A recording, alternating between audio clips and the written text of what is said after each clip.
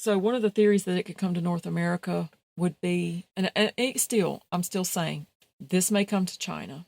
China may be the fourth part of the earth. Africa may be the fourth part still.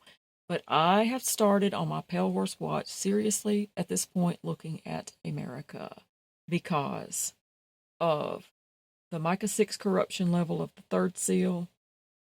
It seems like a common sense fallout of the fourth seal coming to the fourth pale horse being over the fourth of America. Another thing is America would be one of the parts of the world that would have to come down the most, one way or another. Different parts of our country, like our beliefs and our traditions and things, would have to come down the most to come under this beast system. So it seems like if we're not this fourth part of the earth that's getting hit like this, we're still coming down a lot. Let's just put it like that. Another way is another signal that I see in the verses is it talks about Revelation chapter 17 is talking about Babylon, the great falling, coming into remembrance. And I haven't done the Bible study yet, but I believe this is talking about the events that will happen. Basically, is the seals can open before a tribulation of the Antichrist comes, because the tribulation is not even described until the fifth seal. So they can start opening, and that can be like the beginning of sorrows, according to the way I've seen it. And then by the fifth seal, you do have the tribulation. The sixth seal is announcing that the wrath is coming. So the sixth seal also matches in the Gospels. If you read the sixth seal of Revelation, just very briefly, to describe it very briefly, if you read the sixth seal of Revelation and you match it to Matthew, Mark, and Luke, if you match the events that are happening in the heavens when the believers are caught up by the angels in what I believe is the only description of the rapture in the Bible, it is placed, quote, immediately after the tribulation of those days. In Revelation, it's placed at the sixth seal when they're announcing the wrath is coming, and it's placed after they just described a fifth seal tribulation of martyrs. And so after that, if your wrath is coming and pouring out, if there was a great cataclysm that causes these heavenly disturbances of the fifth seal and of the sixth seal, then the first trumpets look like it's the aftermath of this cataclysm when you look into the heavens of what's happening to a third of the sky. And what's happening with wormwood is these cataclysms just came through, and it's still an aftermath of it. And then as you go into the final trumpets are the woes, and that's separate from your heavenly disturbance finally. You're getting into now the supernatural has opened. Now you're having locusts coming out of the pit tormenting people. I believe it's 5 months. You have a supernatural 200 million man army coming out, and the final woe is the wrath, the literal wrath poured out in the vials of wrath. And according to Daniel's transgression of desolation, there is time after the 7-year tribulation because of how it describes the events of the temple and the transgression of desolation. If you line that up, it goes past the 7-year tribulation, past that final 3.5 years into about 3 more years for something to happen, for something to be happening with this temple. And by the way, that Jesus appearing in the clouds with great glory and the angels collecting the believers is not the same as the white horses coming back for Armageddon. That's the first appearance when we're caught up, and then I believe the wrath is poured out. But we still went through a tribulation first, right, with the Antichrist. But us being caught up, whoever was left from the events of the world and the Antichrist, whoever was left was caught up, and also you have your first resurrection, I believe, at that time. And then the wrath is poured out, so I believe that does stop the tribulation of the saints, because there's no one really left here. There may be a few, like there's a few still getting saved, and there would be the same system going after them for sure. But the major tribulation, I think, stops there. As far as what's left is, it seems like a world that's careening in chaos. It even says things like there's darkness on the seat of the beast. People are wishing they were dead and can't die. The people who took the mark now have the sores. They're having to drink blood because they drunk the blood of the victims. Yeah. And so that's all still coming for the people that are loving to persecute us. And I know that's not over. But So that's no longer the pure only tribulation where we're having to like figure out how to eat because we can't take a mark system. That's over. We're caught up with the angels, and now the wrath is poured out, and the world is changed and different. And then at the end of that part is whenever you have several events happening, including Babylon comes into remembrance. Jesus will come back with the white horses. Will be behind him for the Battle of Armageddon.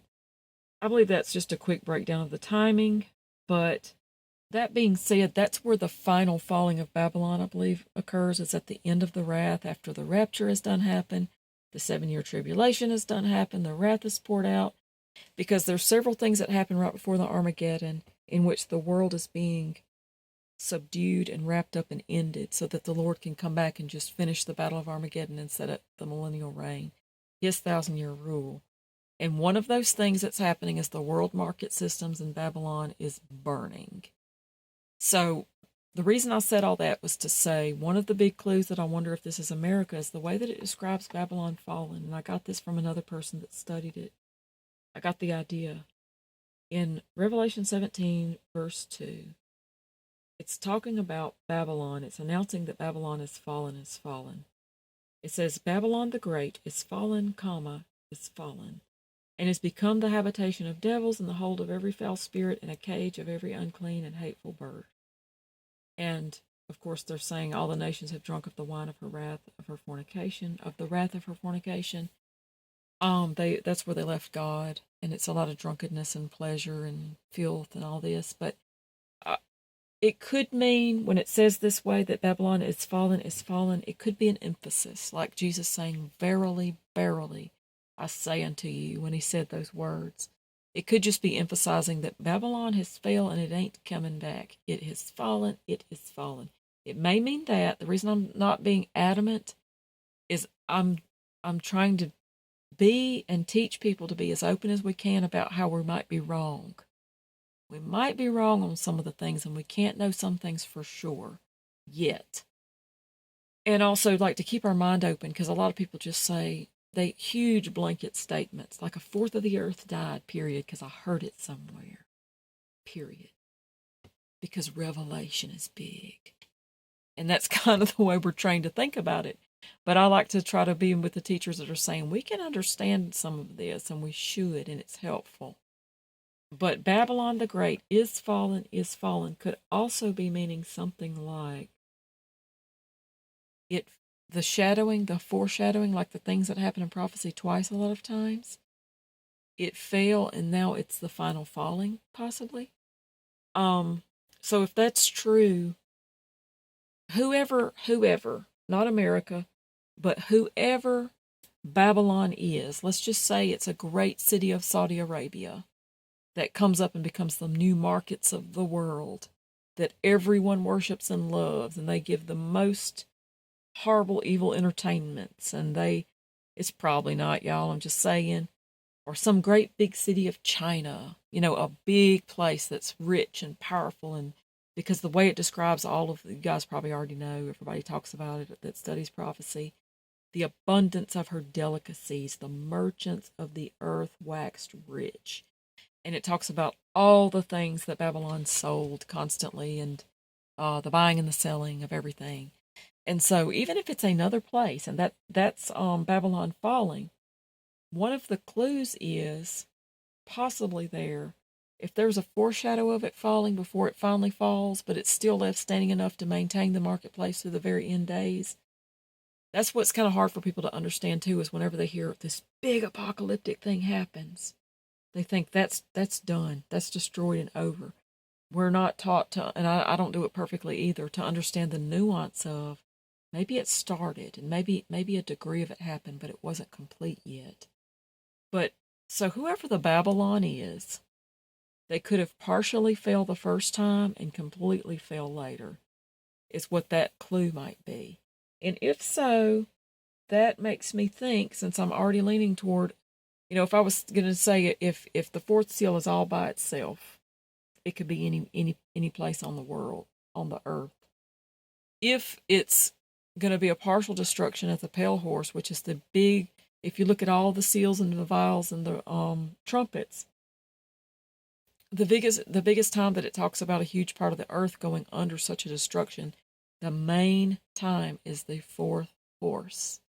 This is part of my fourth horse teaching. The fourth horse watch is it's going to be a major destruction, like a legit. And I don't believe it's all over the whole earth. I believe it is over a fourth part at 25%, kind of an idea. This idea isn't super solid, but if I'm already leaning toward America as Babylon, and if this is a clue that it happens twice, and the first time is the beginning of the fall, and the second time is the burning of Babylon, then I would be leaning toward the pale horse may be coming over America and ideas like that.